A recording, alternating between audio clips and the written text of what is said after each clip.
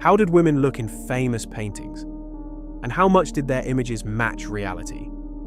Artists idealized, embellished, and sometimes entirely reinvented the features of their models. Today we will compare art and real life to understand what women truly looked like. In 1877, Auguste Renoir painted a portrait of a young actress from the Comédie Française named Jeanne Samary. This portrait became world famous and remains one of Renoir's most recognizable works, but it is only one of the 5 portraits he created of this charming woman. The French actress, Jeanne Samary, was a true muse for the artist. Jeanne was born on March 4, 1867, in Paris. Her grandmother and aunts were actresses, while her father was a cellist at the Paris Opera. It is no surprise that Jeanne had a creative nature from childhood, and her professional path seemed almost predetermined. She became a theatre actress. Jeanne Samary was a beautiful woman with delicate facial features and a graceful figure. Although she did not fit the classic French beauty standard of the 19th century, she possessed a special charm that captivated Renoir. Her soft, radiant eyes and kind, welcoming smile were particularly striking. Renoir did not like his first portrait of the young actress. When he met her for the first time and decided to paint her, it was evening, and the artist was standing in Madame Charpentier's salon. Renoir had his back to the door when he suddenly felt as though the room had filled with light. He turned around and saw Jeanne enter. The artist was enchanted. He felt as if her skin glowed from within. They talked, and Renoir later recalled being fascinated by her voice as well.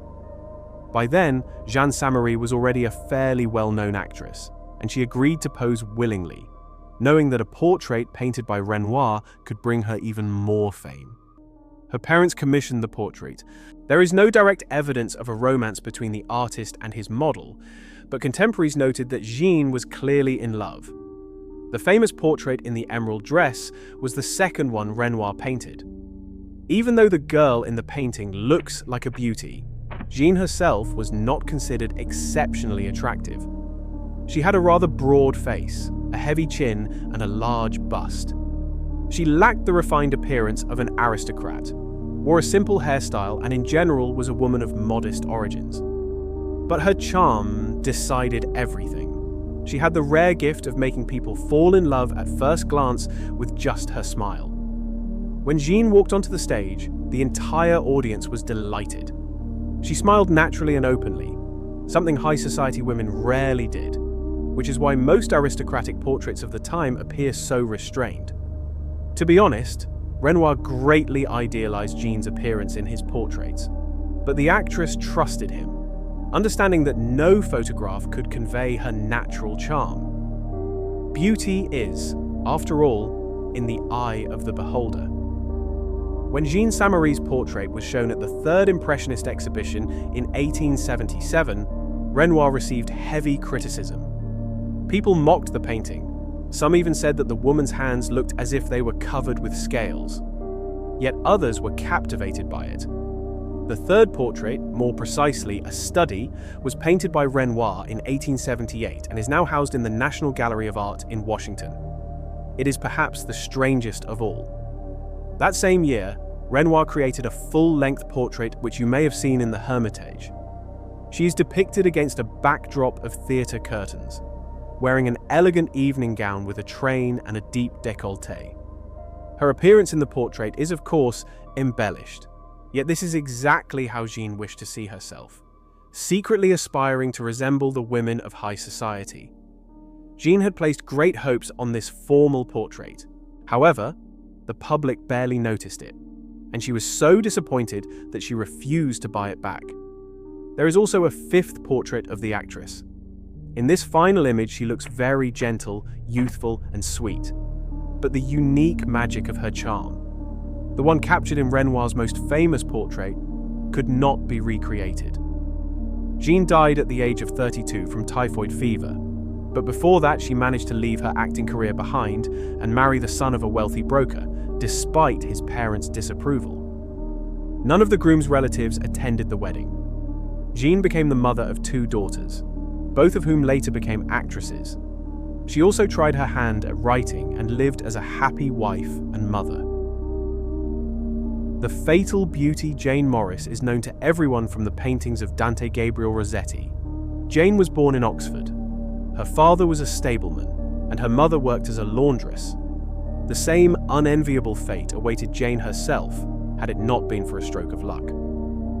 In the autumn of 1857, seeking a bit of entertainment, the 18-year-old Jeanne and her sister went to a performance at the Drury Lane Theatre, where the beautiful girl caught the eye of the pre-Raphaelite painters Dante Gabriel Rossetti and Edward Burne-Jones.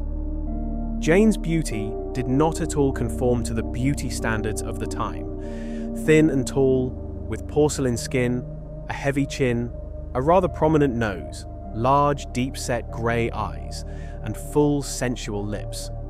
Completing the image was a mass of luxurious, wavy, dark hair, the complete opposite of the fair, rosy-cheeked, doll-like beauties with snub noses. Yet she enchanted the pre-Raphaelites. In Jeanne, they saw the ideal embodiment of the femme fatale. Completely bewitched by the appearance of the modest, quiet young woman, the painters persuaded her to pose. Rossetti was the first, painting his Guinevere from the young, dark-eyed model. During one of these sittings, Jane Burden met another member of the pre-Raphaelite Brotherhood, William Morris. Morris, unlike Jane, came from a well-to-do family. He fell in love with her, proposed, and she accepted. In 1859, Jane and Morris became engaged. Morris paid for Jane's education so that she could match her future social status and not feel embarrassed in the circles she would now enter. Jane proved to be an incredibly gifted student, and in just a year transformed from an illiterate girl into a fine lady. She learned foreign languages, French and Italian, became an excellent pianist, developed an interest in art, and cultivated a refined taste. The marriage produced 2 daughters, Jenny and May. By that time, Jane had secured her place in high English society and continued to pose for her old acquaintance Dante Gabriel Rossetti. It was no secret that Jane and Rossetti, the very man who had first noticed her in the theatre, were lovers. Their affair was also no secret to William Morris. A committed socialist and idealist, he did not regard his wife as his property and did not wish to see her unhappy, although he loved her deeply and therefore granted Jane complete freedom. Jane Morris ended her relationship with Rossetti in 1876 due to the sharp deterioration of his mental health. Rossetti experienced schizophrenic psychotic episodes, and in 1872 he fell into a coma after taking a large dose of opium tincture. In Rossetti's paintings, Jane, just like in real life, appears feminine, melancholic, and enigmatic. A woman of mystery. That is how she remained for everyone. This face was created to ignite the fire of his imagination and invigorate his energies. This face, full of mysterious and inexpressible meaning, wrote the artist's brother, William Michael Rossetti, about his beloved and muse. Rossetti's painting, Proserpine, inspired by the ancient Roman myth, is apparently the culmination of his intertwined artistic and romantic passions. In the 4-foot-high portrait, Morris holds a split pomegranate. The red of its pulp echoes the color of her lips. According to the myth, Proserpine tasted the forbidden fruit and was doomed to spend part of each year in the underworld. Yet the usual unsmiling expression on Morris's face, familiar both from Rossetti's paintings and photographs, conveys neither sorrow nor distress. On the contrary, Rossetti captures the essence that made this reserved and intelligent woman so compelling as a model. A hint of a complex, carefully guarded inner life behind the somber cast of her features. Rossetti's drawings and paintings depicting Jane are precise portraits. Symbolically, Jane Morris, like Proserpine, was torn between her husband, the embodiment of active endeavor, diligence, common sense, discipline, and devotion to ideals, and Rossetti, who was sinking ever deeper into his weaknesses and vices. Dante Gabriel Rossetti died on the 9th of April 1882. In his final years, he suffered hallucinations and bouts of paralysis. It was after Rossetti's death that Jane became involved with another man, Wilfrid Scarwen Blunt. He was an adventurer and former diplomat whom she met in 1883. A great admirer of Rossetti's work, he initially viewed the seduction of the muse of his idol as a challenge. Yet the affair grew serious and lasted about 7 years. Blunt made Jane happier than she had ever been. William Morris fell ill more frequently. In the early 1890s, in addition to gout, he suffered from epileptic seizures. He died of tuberculosis on the morning of 4th of October 1896, by then completely incapacitated. After William Morris's death, Jane confessed that she had never loved him, though she never admitted her feelings for Rossetti either. Jane Morris lived to see the dawn of the 20th century and enjoy the fame of the celebrated muse of the pre-Raphaelites. She passed away on 24th of January 1914 in Bath, Somerset, at the age of 74. Girl with Peaches is one of the most famous paintings by Valentin Serov, created in 1887. It was painted in oil on canvas, measuring 91 x 85 centimeters.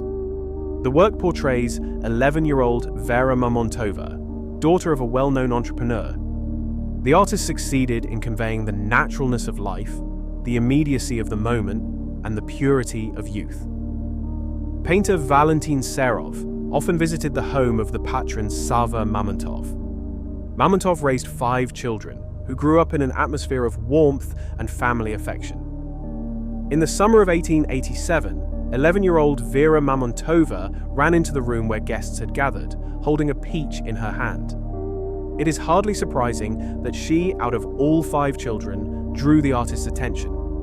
Vera was lively, energetic, and universally loved. Serov suggested painting her portrait and began his work.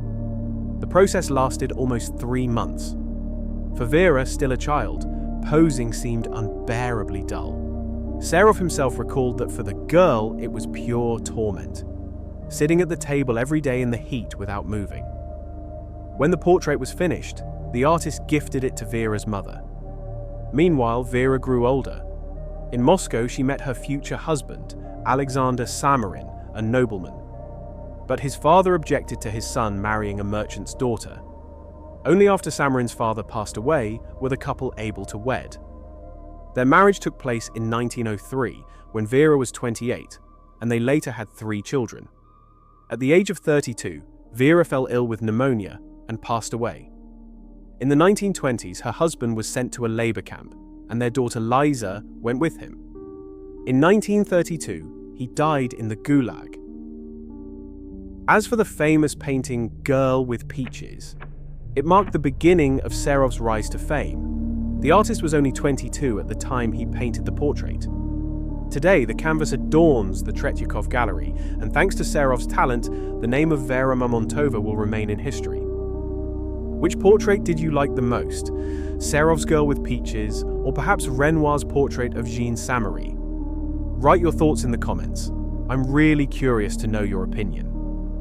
If you enjoy exploring the stories behind great paintings and uncovering the secrets of artists, give this video a like, subscribe to the channel, and don't forget to hit the bell so you won't miss new videos. There are many more amazing stories from the world of art coming up.